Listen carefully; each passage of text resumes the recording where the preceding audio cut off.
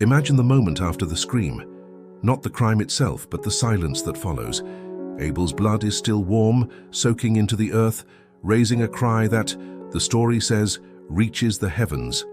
God hears. But his response is not lightning or immediate fire.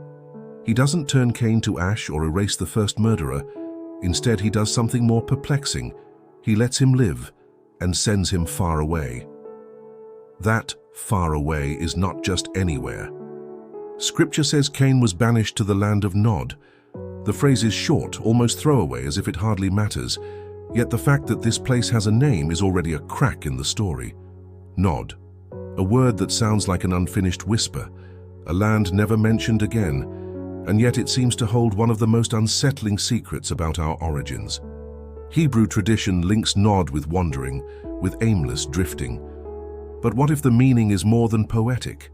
What if Nod is not merely a point on a map, but a state of being, a realm of reality accessible only to those torn from God's presence?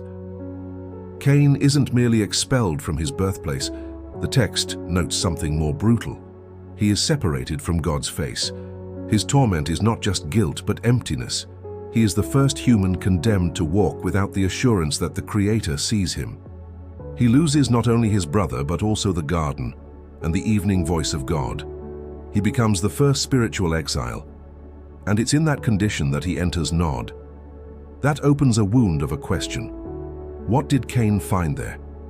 If humanity was then taking its first steps, why does God speak of others who might kill him? Why mark him for protection if supposedly almost no one else existed? Something doesn't add up unless Nod wasn't empty, unless the land of the wanderers was already inhabited by others. Perhaps that's why the Bible mentions Nod only once and then sinks into thick silence. It doesn't explain, describe, or say who lived there, as if naming it even once is too much. Maybe Nod wasn't normal territory. Maybe it was a borderland. By placing it east of Eden, the text seems to locate it, yet also encode something deeper. In Hebrew thought, east is more than a direction. It's the place to which one goes when expelled. Adam and Eve go east when leaving the garden. Cain is thrown beyond that east. He isn't just outside. He is outside what was already outside. An exile from exile. Imagine it as layers of distance, concentric circles of separation. At the center, Eden. Then, the land where Adam and Eve rebuild. Farther still, a domain with no trace of God's footsteps among men. That is Nod, the outermost margin, the edge of inhabited creation, perhaps even a threshold to something else. There Cain goes, carrying a seal. The mark God sets on him is no decorative tattoo or simple reminder of guilt. It is both protection and condemnation. It shields Cain from being killed, yet it defines him, isolates him, makes him other. It is a sign visible to humans, and to whatever else might live beyond human sight.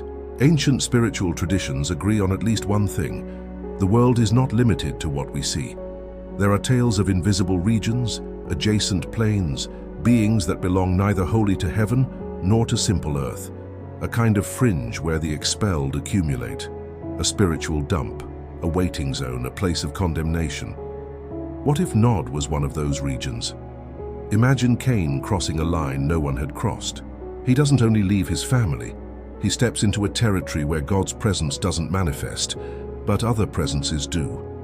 There, divine light does not guide. Silence is not peace, but expectation. A place where wandering consciousnesses move like shadows that never knew a garden or a commandment, only distance. Yet Cain doesn't die there. He lives, he builds, he multiplies. Scripture says he built a city. A city requires more than stones. It needs hands, organization, knowledge, structure. How does one exile, alone and supposedly without other humans, raise a city in a foreign land? For whom? For his unborn children, or for others already there?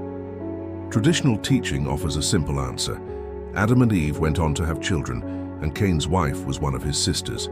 Biologically plausible, it sidesteps the main mystery. It doesn't address why Nod is mentioned, why the mark matters, or why the Bible insists God spared the original murderer. If Nod was already populated by other intelligences, Cain's mark might have served as more than human protection. It could have been a kind of spiritual pass, a credential telling the residents, "This man cannot be destroyed. He does not belong to you, but you may approach.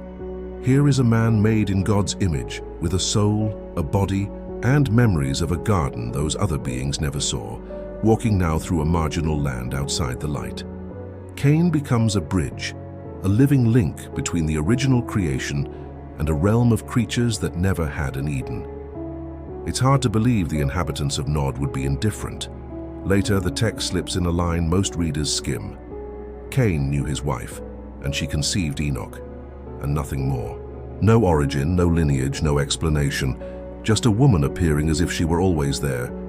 That lack of information, in a narrative careful about genealogy, is a sign. If that woman did not come from Adam's house, then she belonged to the place. She was a daughter of Nod, not Eden. Their union was more than human partnership, it was a mixture, a fusion of the Adamic line, made in God's image with another race, another kind of being, whose existence isn't explicitly mentioned because it would dismantle the official story. Their son's name is Enoch, the initiated, a name that sounds more like a rite than a birth. Initiated into what? Into what knowledge, practices, covenants? It's no accident that Cain's descendants are, according to the text, the first to develop certain civilizations. Elaborate music, metallurgy, urban living. They leap centuries of progress in a few generations. While Seth's line moves slowly in spirituality, seeking God, Cain's line builds cities, develops arts, forges weapons and tools. Such accelerated advancement rarely comes from experience alone. It suggests intervention, as if someone taught too much, too soon. Across many ancient cultures, you find a similar idea told with different names. Beings descended, spirits spoke with humans, entities shared techniques, astronomy, spells, building methods, formulas of power.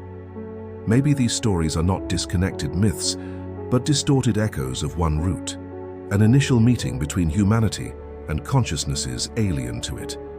That meeting may have begun in Nod. Marked Cain would have been the first initiated into this contact. His wife perhaps a liminal being, able to bear and transmit not only life but a different spiritual heritage. Their hybrid offspring would carry a wisdom not from Eden, but from the margin, a wisdom that later seeped into emerging civilizations. Look at the great ancient cultures.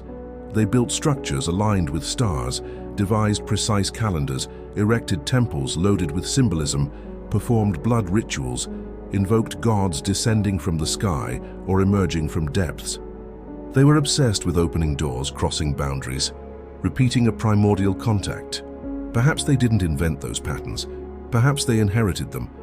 The spirituality arising from Cain's line doesn't seem like atheism, but something riskier, a corrupted cult, a hunger for transcendence, but without obedience to the Creator. That branch began when God rejected his offering. Cain was already trying to touch the unseen, but on his own terms. Nod could have been where that attempt met with an answer, not from heaven but from other voices. Imagine Cain marked, guilty, thirsty for meaning, walking in that strange domain.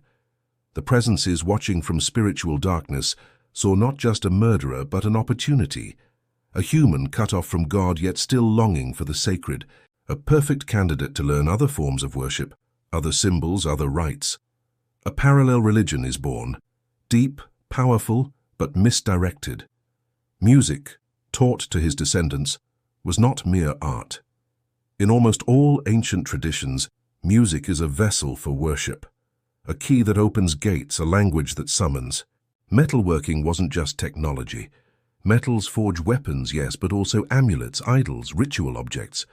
Architecture wasn't only shelter, it was temple, portal, imitation of celestial structures. These are clues that Cain's line didn't just build cities, it erected spiritual systems, systems in which humanity no longer bows to Eden, e.s. God, but to forces dwelling in Nod, e.s. shadow. Later stories speak of watchers, giants, hybrids of humans and spiritual beings. Perhaps that chapter did not erupt suddenly, but continued something already forming, humanity stepping into a forbidden zone of contact. Cain appears as the first link in that chain. If that is so, then Nod didn't vanish when Scripture fell silent. it became something broader, a pattern, an archetype, a spiritual mold. Nod becomes any place, visible or invisible, where a person chooses to live far from God, face yet close to other voices. It can be a spiritual realm, a cultural system, a physical city, a secret temple, or the heart of someone building their own tower to the heavens. Nod isn't marked on maps, but it can be recognized by its fruits. Knowledge without wisdom, power without obedience, worship without truth. The ultimate question isn't only what did Cain discover in Nod, but which parts of that discovery remain active today. If Nod was more than a place, if it was a dimension of spiritual exile, then it didn't end with Cain. It still exists as a shadow parallel to the visible world.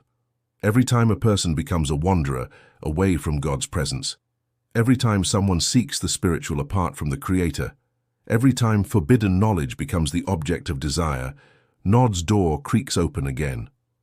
Cain's mark may no longer be visible on skin, but its heritage is clear in the world's structures, systems that defy Eden as God with altars raised to other forces, cities built on innocent blood, cultures that celebrate power and scoff at holiness. The spectre of Nod may still linger in the folds of human history, whispering the same proposal, live far from God's face, but never far from other presences. Perhaps the darkest secret of Nod is not what Cain saw there, but what he let enter into us. Because from the moment he built his city in that realm, something new took up residence on earth, a humanity capable of raising altars to anything except the God who created it. And the final question each generation must ask is this: are we still walking along Nod's edge without realizing? Are we repeating the same exile, building the same proud cities, erecting the same hidden cults? If the answer is yes, then Cain is not as far away as we think, and what he encountered in Nod may not be a buried secret, but a living reality watching us from the shadow, waiting for new wanderers to cross its border.